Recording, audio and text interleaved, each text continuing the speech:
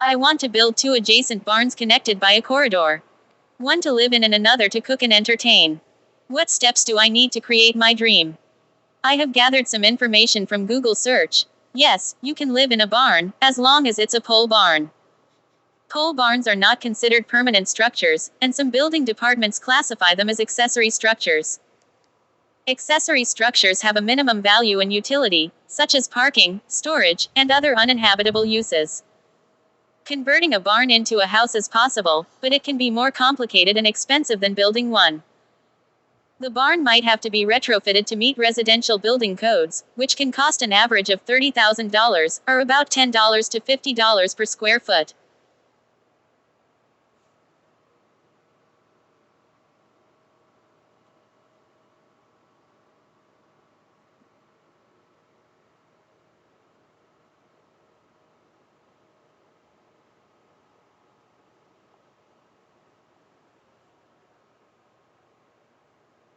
Here are some things to consider when converting a barn into a house. Permitted development rights. Most barn conversions fall under permitted development rights, which means you are not required to submit a full planning application. Research building regulations. Depending on where you live, you'll need to research the building regulations that are required when converting a barn into a house. Local permits. You should talk with your local permitting office before planning to build a pole barn house. Not all counties allow for post-frame homes to be built within or outside of city limits. Zoning issues. Zoning issues may arise depending on the specific county and its specific regulations. Other ideas for what to do with an old barn include creating a wedding venue or event space, converting it into a barndominium or rental, using it for additional storage space, making it a play area, turning it into an office or studio, selling or using the wood for DIY projects.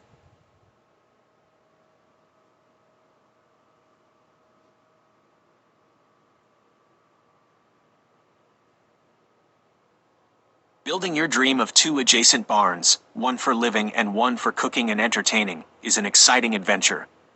Based on the information you gathered and your desire to live in one of the barns, here are some steps to help you create your dream. 1. Determine the legality and feasibility. Local regulations. As you mentioned, not all areas allow pole barn homes. Contact your local planning office to confirm if it's permitted in your location and what specific zoning regulations apply. Building codes. Research the building codes for residential structures in your area. This will help you understand the requirements for insulation, ventilation, plumbing, electrical, and other systems. Permits. Talk to your building department about the necessary permits for both barns. This will involve understanding the zoning and building code specifics. 2. Design and planning. Define your needs. Sketch out your basic vision for both barns. Consider the size, layout, and functionalities you need for living, cooking, and entertaining. Hire an architect or designer. Working with a professional can help ensure your design meets building codes, zoning regulations, and your functional needs. Budgeting. Determine your budget for both construction and permits. Remember to factor in unexpected costs as well. 3. Construction and conversion. Foundation and framing. Consider options like concrete slabs or post-frame construction for both barns. Ensure the chosen foundation and framing can support the desired living space and any heavy equipment in the cooking, entertainment barn. Utilities. Plan for plumbing, electrical, and HVAC systems in both barns. Consider energy efficiency and environmental impact for long-term benefits. Interior finishing. Choose materials and finishes that suit your aesthetic and functional needs. Opt for durable and easy-to-clean materials in the cooking, entertainment barn. 4. Connecting the barns. Corridor design. Decide on the size, placement, and style of the connecting corridor. Ensure it seamlessly integrates with both barns and complements the overall aesthetic. Materials. Choose weatherproof materials for the corridor that harmonize with the barn exteriors. Functionality. Consider practicalities like lighting, ventilation, and storage within the corridor. Additional tips. Sustainability. Explore eco-friendly options like solar panels, rainwater harvesting, and natural ventilation to reduce your environmental impact. Professional help. Consult with construction professionals like contractors, engineers, and interior designers throughout the process to ensure quality and safety. Flexibility. Be open to adapting your design based on practical considerations and unforeseen challenges. Remember, building your dream takes time, planning, and effort. But with careful consideration, research, and the right team, you can create a unique and functional living space that reflects your lifestyle and brings joy for years to come. I hope this information helps you navigate the exciting journey of building your dream barn complex.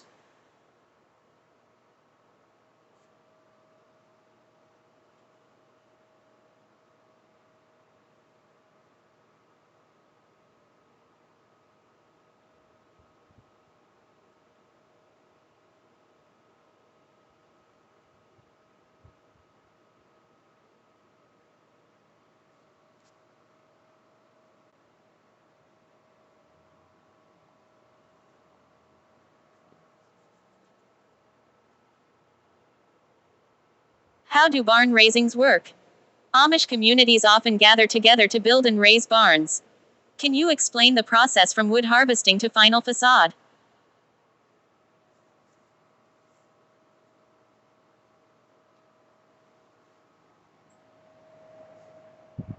Amish barn raisings are much more than just construction projects. They're a beautiful showcase of community spirit, collaboration, and skilled craftsmanship. Here's a breakdown of the process, from wood harvesting to the final facade. Pre-raising, planning and design. The barn owner works with a builder to design the barn, selecting dimensions, materials, and layout. Wood harvesting. Timber is typically harvested from the owner's land or nearby forested areas. Amish communities often practice sustainable forestry, ensuring future resources. Preparation. Logs are cut, seasoned, and shaped into beams, rafters, and other building components. This can take weeks or even months. Community mobilization. Word spreads throughout the community about the upcoming raising. Skilled builders volunteer their expertise, and others offer support with food, childcare, and other tasks. Raising day. Prayer and breakfast. The day begins with a communal prayer for safety and success. Women prepare a hearty breakfast for the workers. Building begins. Teams of men work in harmony, raising large beams with manpower and ropes. Each person knows their role and moves with practiced precision. Specialized roles. Skilled timber framers create the skeleton of the barn, while others handle roofing, siding, and interior work. Women often provide logistical support, fetching tools and materials. Lunch and fellowship. A midday break features a communal lunch prepared by the women. It's a time for socializing, storytelling, and strengthening community bonds. Completion and celebration. As the sun sets, the barn stands complete.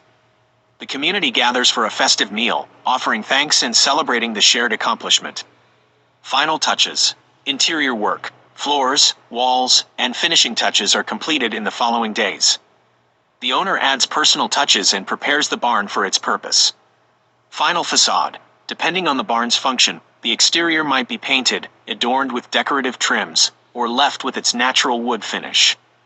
The spirit of barn raising. While the specifics may vary based on community traditions, the essence of Amish barn raisings remains consistent.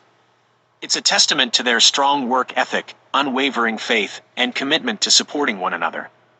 It's a beautiful example of communal living and how a group can accomplish impressive feats through cooperation and shared purpose. So, the next time you see a picturesque Amish barn, remember the incredible story behind its construction. A story of community, skill, and the spirit of raising each other up.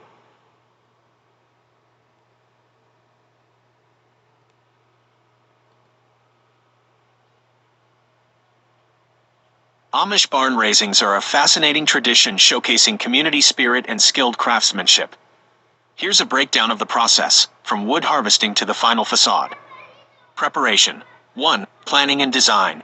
The barn owner and experienced builders conceptualize the design, size, and layout of the barn, considering the needs and future use of the space. 2. Timber harvesting. Community members gather in designated woodlots to fell and prepare timber. Trees are chosen for their size, straightness, and suitability for specific parts of the barn. 3. Wood preparation. The felled trees are stripped of bark, cut to size, and shaped using hand tools like axes and adzes. Some timbers are pre-cut and assembled into smaller sections for easier transport and handling during the raising. 4. Foundations. The foundation is prepared using stone or concrete, providing a solid base for the barn to rest upon. The raising. 1. Community gathering. On the designated day, the Amish community gathers from surrounding areas, bringing their skills and tools.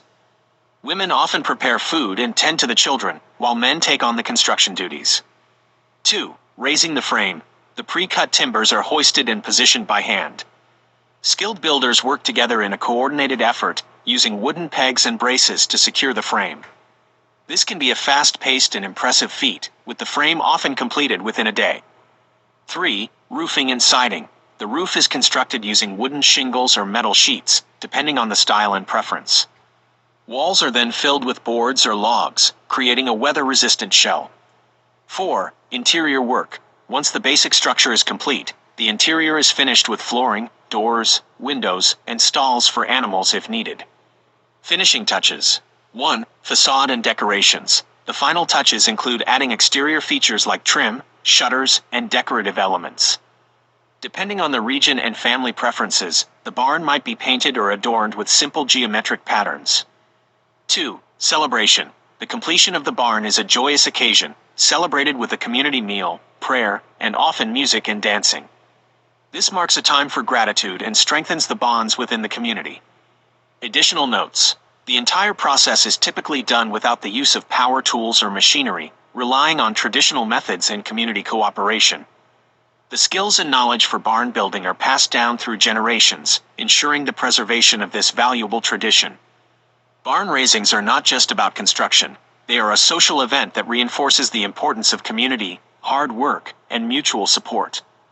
I hope this explanation gives you a glimpse into the fascinating world of Amish barn raisings.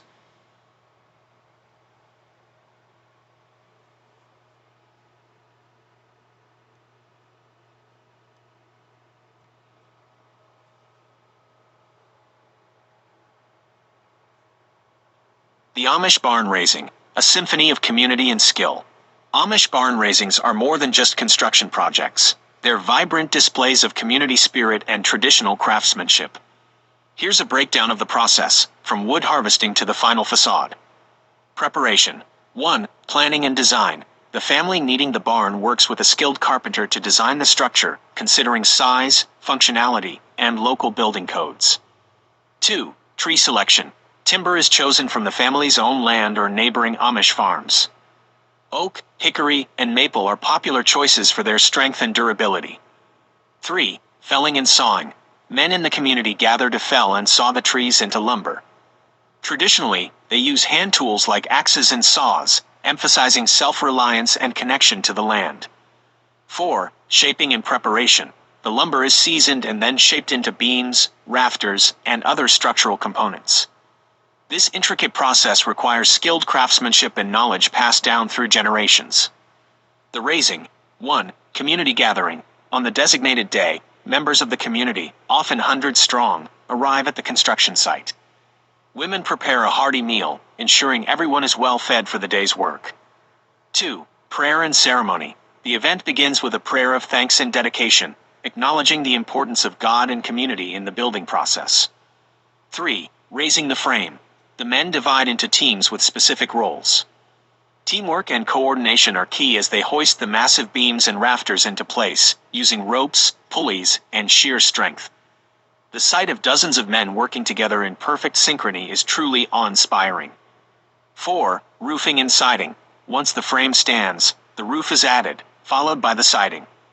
Traditional Amish barns use wood or metal siding, providing protection from the elements and creating a distinctive aesthetic.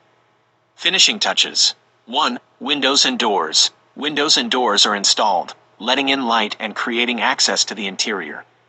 2. Interior work. The interior is finished with flooring, walls, and stalls for animals, depending on the barn's purpose.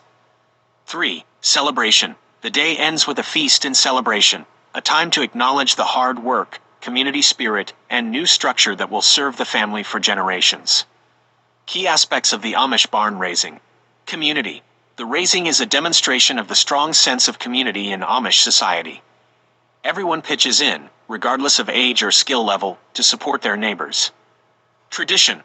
The process is steeped in tradition, passed down through generations and reflecting Amish values of hard work, self-reliance, and cooperation.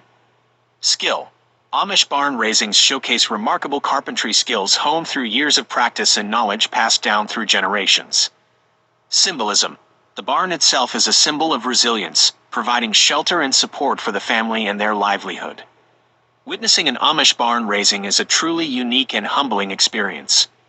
It's a testament to the power of community, the beauty of tradition, and the enduring legacy of craftsmanship.